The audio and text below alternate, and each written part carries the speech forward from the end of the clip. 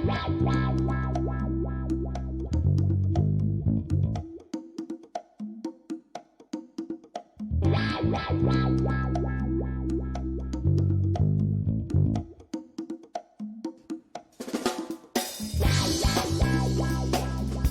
up, everybody? Jay Miller here, bringing another Productivity in Tech podcast. I am a podcast editor, video editor, content marketer, newsletter curator, business owner, entrepreneurial thing. We still haven't figured out the best word for all of that, but I'm hoping to get a little bit of help with that today from another member of the tech marketing community, Ledge from Gun.io, host of the Frontier podcast. Ledge, how you doing today?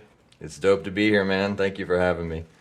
Dude, it has been so awesome, like, just hearing about what Gun is doing and all the chatter.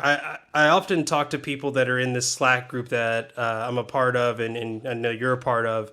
And everyone that I've talked to that you've had on your show has just said, like, they do it right. Like, they do the full treatment. Nice. Like, I feel like I'm going into a studio, like, professional. Everything is just done up the way that I think tech podcasting should be. So thank you so much for being a good ambassador for that space. Well, I certainly appreciate you saying that. I know the team will be stoked. We have we put a lot of time, energy, money into, what we do at the Frontier. It's been an awesome business asset. Shout out to Taylor, who runs all the promotional stuff, and Joseph, who is an awesome audio producer and, is the content and everything. And we have a whole team approach, right? So, I get to be the voice and the guy who does interviews and love talking to people. But, it's a team thing. And I think the service really that you're putting together will be very important for podcasters as well, because, you need to understand how much work there is to it. And also that hosting itself is a lot of work. You not unlike, your old school kind of radio stuff. I mean, I need to read everybody's books and all their articles and check them out on LinkedIn, be prepared to have an intelligent conversation about the things that people are passionate about. And then I get to have the luxury of a cool team that, is grabbing all that raw content and turning it into, solid landing pages and social posts and all that. I mean, if you're a solo podcaster, that's a lot of work. Like, you need to build a team, which means, of course, you need like either sponsor backing or revenue backing, to come up with the system to do that. So, everybody should be thinking about that unless they're just a hobbyist and they, like spending money and talking to people. So I definitely get the nod towards spending way too much money on certain things. So it happens, it's like death by 1,000 cuts, all the little SaaS tools and audio editing and whatever. And like every single minute you're spending on that, you got to be sure that I always think of it like our time is like the most limited asset, right? Like as an entrepreneur, I mean, that's all you get, So if you're like editing ums and ahs from your audio and not out there selling business or doing work, like you're not billing. So, just think about the usage of your time and what money you should be making. And if you can make more than that with that hour, then, go get it. One of the things that in one of the newsletters that I sent to our premium members, I talked about the first time I lost a client, not one that, turned me down at the door, but one that I had actually won, a lead that I had won, did the work for, and by the end of it, they were like, you know what, not for us.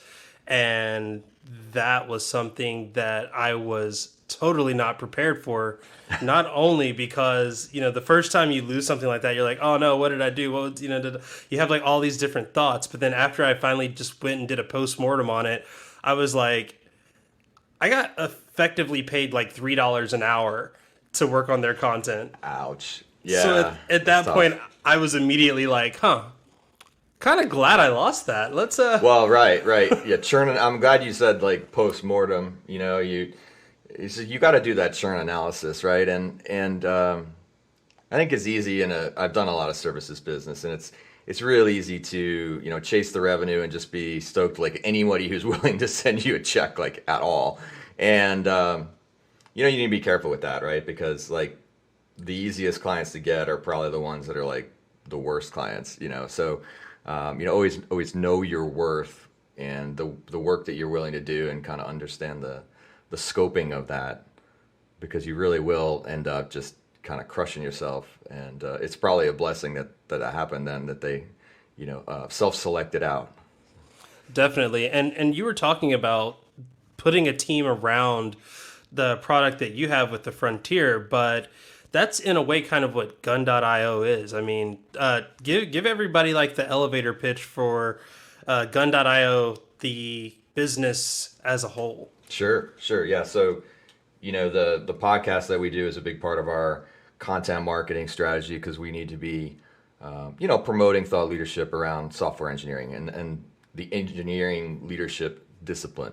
So that's the part that I work on. The business in general is focused on elite software freelancers. So these, this the highest end software engineers, largely U.S., a lot of Canada, and also a lot of people from around the world. But I think there's a differentiating factor with a largely, let's say, U.S. and Western workforce there. And so, on its face, it's not, it's going to look a little bit like recruiting or talent marketplace. And, we're sort of like, I think of us as the black car service at the airport. And there's a lot of choices. You could go with the Uber, you can go with, the Lyft, or you can go with, maybe that shady cab at the back of the line, doesn't have tags on it, but you might get there alive, right? But we're not sure this is going to be a safe ride.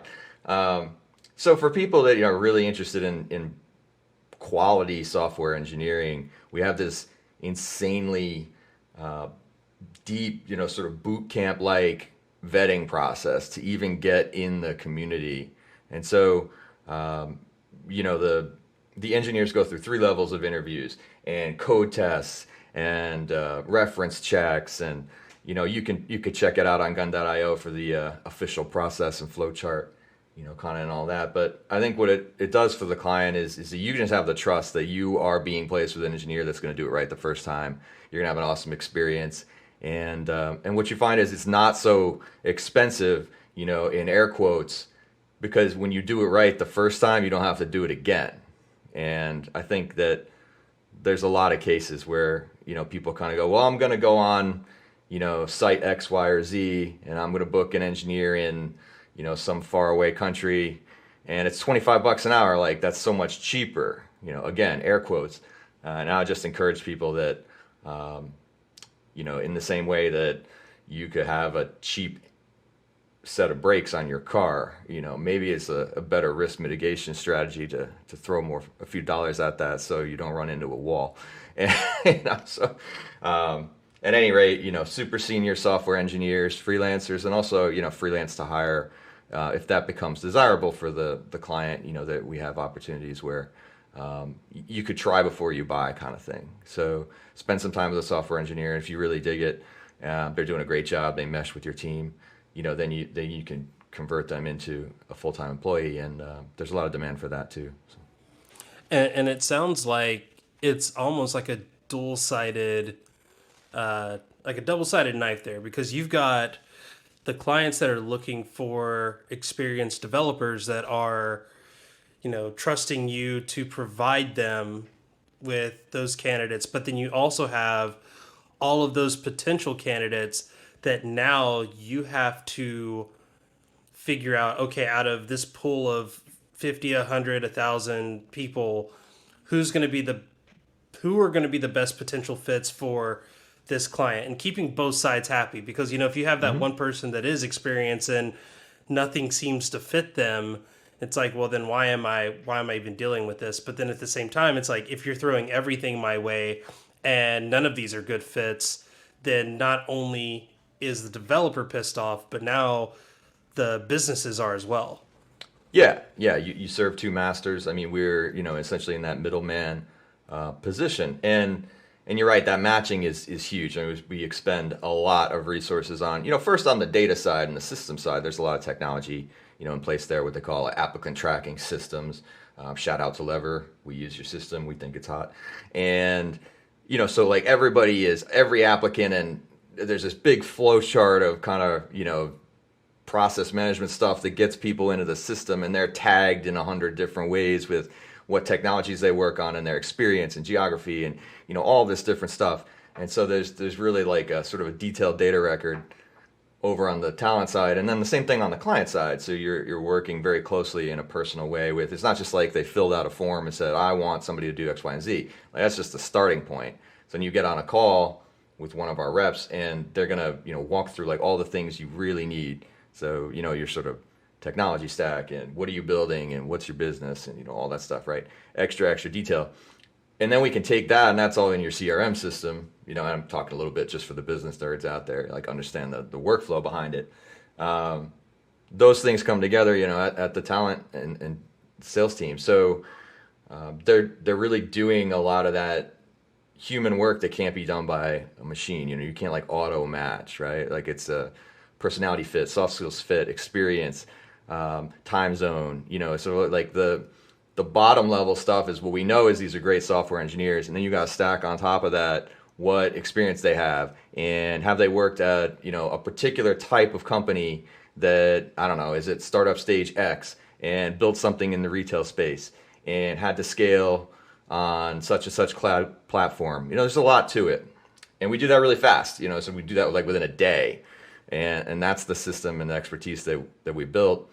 Whereas in this market, as a hiring company, we hear from people all the time, like, well, I've had this job rec out for 9 months. I can't advance my product roadmap. I can't hire anybody. We can get them like 3 candidates in a day that they can be on right now, like just like you are, I are on a video and audio, and just chat with them and be like, yeah, does this fit there? And then, okay, start them out right away. So, I mean, it's all about speed and quality and balancing that out.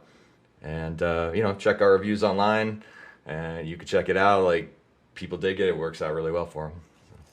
So just wondering, and maybe this is, I know it's a marketer talking to another marketer, but we both have kind of that tech background. Mm-hmm. Why not just be a dev shop? Why not just say like, hey, you've got a project, outsource it to us. We have the client base, and continue to run the business the exact same way, but instead of saying, these 3 engineers are now they're, contracted employees, you're just contracting them to do the project yourself. So you're asking, why do we not do that business model? Right, because I mean, that's more the model that I am used to, I guess. At least, I'm in San Diego, where businesses, we have a tech scene, but it's more of a corporate tech scene. Yeah. And often you will see these factories almost, just coding factories where you have like the Ruby shops, the JavaScript shops, I don't think there are that many Python shops. I wish there were. I'd sign up in a heartbeat. But you have businesses that say, we don't want to have to deal with having all of these developers and having to deal with contracts and churn. So why don't we just hire a development team to come in, build the product, and then let them handle all of that tech side? You certainly could do it, and I'd say that's sort of an alternative approach. What we often find is, in fact, that is not as attractive as you think. I think that has a sheen on it that sounds like a great idea. Let's just take our project and send it over there to the shop, that can do all the things, and hand it back, and it'll be awesome. That might work in certain circumstances. What you often find is, as a company, you really, really need to have it together in terms of what you want, your business process and communication, decision-making process, on and on and on and on. Most companies do not have it together enough to pull that off, right? And it's better to build a highly skilled and focused remote workforce, right? So I can bring in the best professional in whatever thing that is as a freelancer and have them work together on a team with the existing people that I already have. You see that the communication necessity of having to have your whole everything like super spec'd out, it's not going to work in a very agile fashion if you go out to a shop. I mean, look, there are great shops there. I would also say that the vetting process, the hiring process to get into most dev shops, quote unquote, is not going to rival what we do. And the developers that we work with are so elite and in this market can make so much money that there's no way they would ever go take a job at a dev shop because they're so, it's like saying that, like, I'm a pro athlete and I can get whatever I want. Like, why would I go play for the team that can't pay me as much? So I think somewhere in between that and a higher level quality sort of experience is what we're providing. I mean, these are just 10x like elite software athletes. And sometimes that can be a hell of a lot more effective and you get more done. And also, you don't have to have the overhead of all that communication. And, like at a dev shop, you got to hire and pay for the project manager and the product manager. And, you're covering the overhead of, that big building that they're in and probably a pool table and their beer social on Friday. And, it's like none of that crap exists. So like well over 70% of the dollars you're paying us is going straight into the developer's pocket. Whereas in the other scenario, it's like 30% because of all the overhead. So would I rather deploy my capital to paying talent that can get it done on my own team versus, outsourcing it? And, the farther and farther you go down that pike, you're going to spend a lot more of your money on, other crap that doesn't benefit you. So, look, there's a lot of ways to skin the cat in this business, but we just try to think that we can put the best people right in front of you quickly. They can get to work. That's going to cut out a lot of waste and get a lot of work done for you. So you mentioned being that black car service, and it's very interesting that the approach, like you said, if you're at an airport, you could be an Uber, you could be a shady cab driver, you could be just a, yellow token driver or whatever, but, your team excels because you provide the best. You have a very thorough vetting process. And in that, I think maybe the criticism of some folks in the tech community would say, well, you're alienating all of the potential people that could learn and develop in that spot.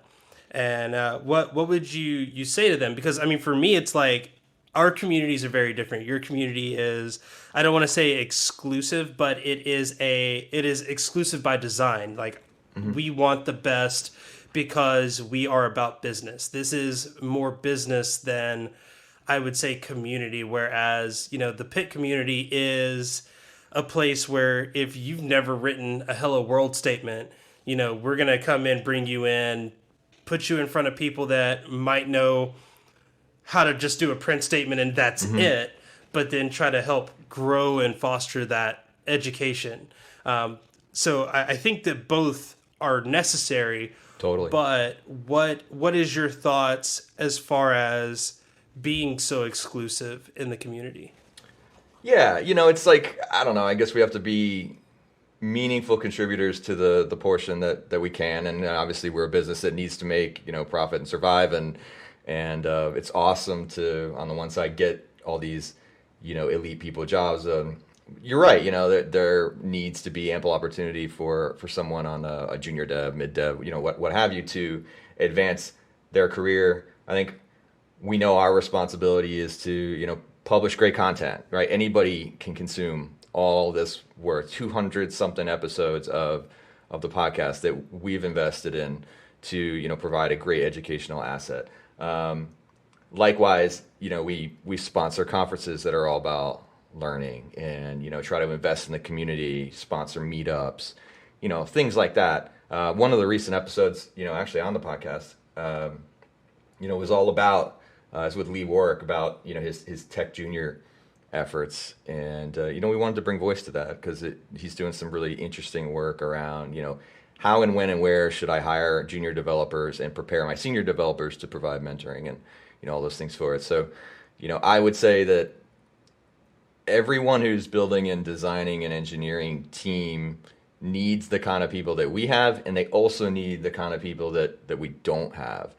And you could get a lot of positive, sort of bang for your buck by hiring some junior developers and then having a really elite senior mentor type person that we deal with. So, I think it's a important part of the equation, but it isn't the whole thing. And, I think all of us would sit around and be like, man, I wish we could, have all the devs and do all the things. And, what can I say? It's not always a nonprofit, but we try to be meaningful contributors, at least support the ecosystem. So, the rising tide supports all boats. Definitely. And we just had Lee on the show as well. Really love what he's doing out there down in Florida. But yeah, and I think you're right. We do have to have both sides of that. And I'm making a note to myself. I need to try to register the squirtgun.io domain. That way, if you can't get into gun, if you're not there yet, let's get you there. It's funny you say that, because I've joked before that we should have like bbgun.io. There you go. I mean, I think that would be a thing, and that's one of the things I was thinking about, before this conversation is, your podcast does provide a look into the tech community, a look into what folks are doing, even if those people are not members of the gun.io community.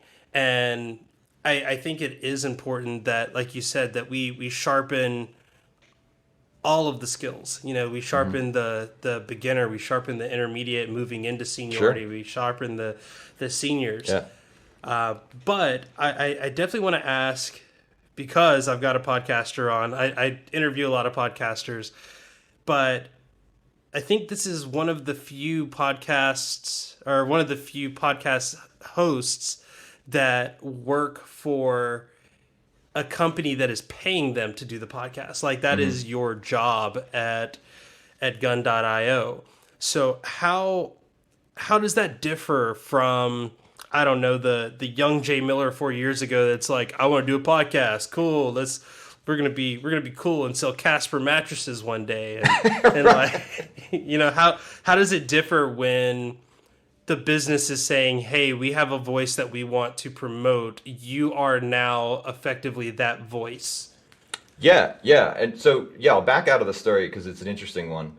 I did do the, sort of early Jay Miller, early Ledge version. I had a podcast, I think it's still out there, myself and a couple of partners. It was called Serious Startups, and we did, some 50-something episodes, and we would, we had grand visions of, we would interview, startup founders, and then we'd sell advertising, and we make money, and, we're going to build a business out of it, content business. And, that becomes, you quickly realize like how difficult that is, and, monetizing.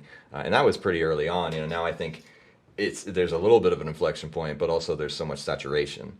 So where it would have been hard to build before because there wasn't enough listeners, now it's probably hard to build and monetize because there's too many podcasts, or, an increasing number, just like, the early stages of the web. This is like the audio web, if you think about it. So yeah, I did that, I've been in that seat and appreciate that seat. I am not a marketer by trade. I have spent the last half a decade or more, I'm making myself younger. No, it's been 10 years that I have been in an entrepreneurial and sales seat. So coming from when I started with Gun, it was, quite a few years ago, about 5 years ago almost.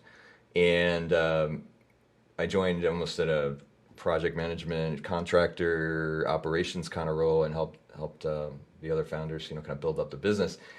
And I took over sales because I thought that it needed to be done, and I never really did that. I had done a lot of enterprise technology sales, but this was different, and I had to do the learning on the job and learn about all the things that we needed to do in the tech staffing space. So that's to say, I sat in the sales and sales leadership seat for 3 years, and I started to. We had an interest in the company to kind of do the Google 20% kind of thing. So what would be like your quarterly project? We started doing that in 2017, 18.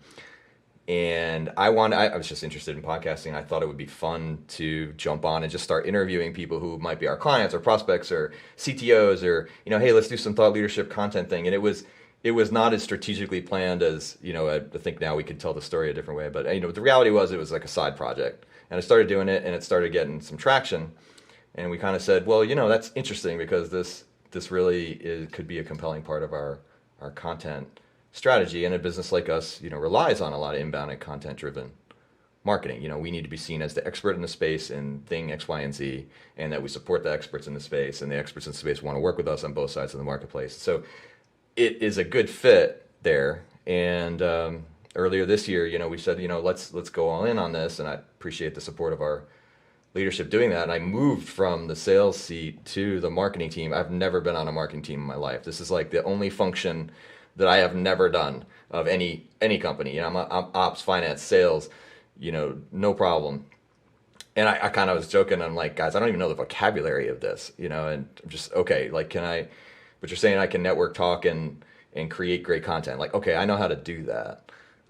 So yes, it's a blessed situation that a company wants to, sort of be it's an in-house sponsor type of situation. There's an operating cost, which includes myself and then the other people I talked about and the promotional costs and all those things. So we actually run it like an internal business unit. There's a P&L for it. And what has helped make that successful is I think that I used to be in the sales seat a lot. And so I can actually talk to guests and a number of times straight out of like an organic discussion, it'll be like, we need to hire some engineers.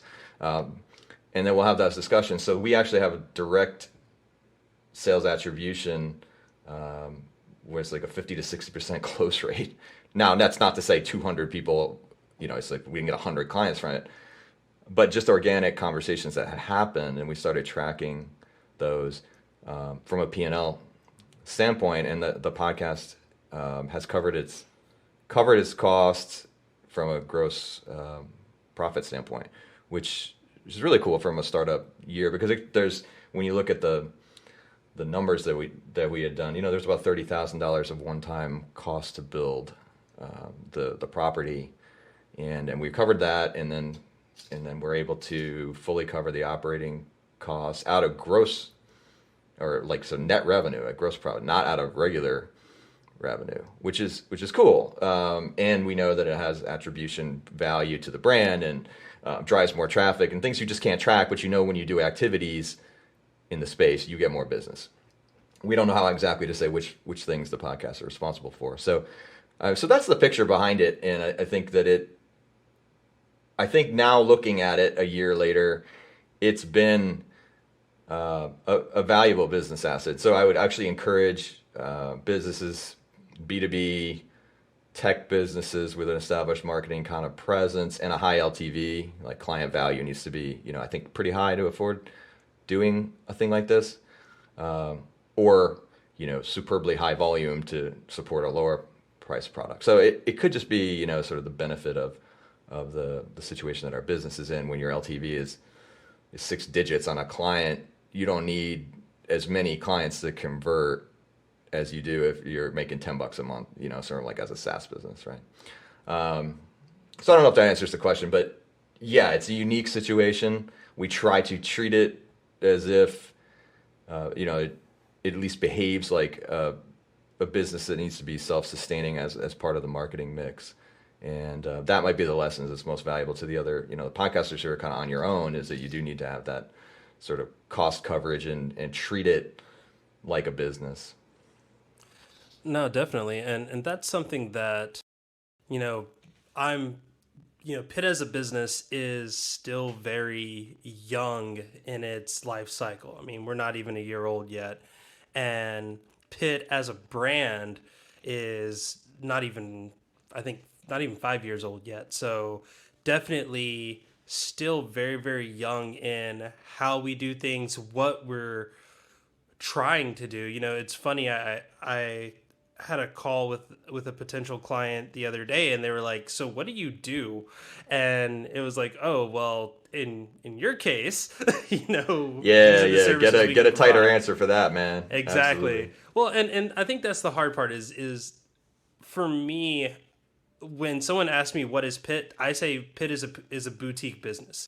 Is the idea of, I don't want to say lifestyle brand or lifestyle business, because what does that even mean? But like, it is the idea of, I want to make things. I want to make things that encourage people. I want to make things that help other people make things. So Yeah, so it's for a supporting source for people who want to be creative podcasters. exactly. All I And want to do is talk to people, interview awesome dudes and women, and try to build a business around my expertise persona, let's say, right? But I do encourage you, so I know enough about the positioning and marketing to, so swing around on that and say, benefits, not features, right? Like, it ain't about you. I want you to do some things that'll help me make money. And my number one, 12 startups in and lots of sales and marketing exposure, at least, it's like, I have never gone wrong by thinking that the only thing anyone wants to do ever is make more revenue. And if you can figure out what you do to make somebody else money, that's going to be a safe spot to be in. And I would suggest that I have, like I said, never gone wrong in any of my endeavors without just approaching it that way.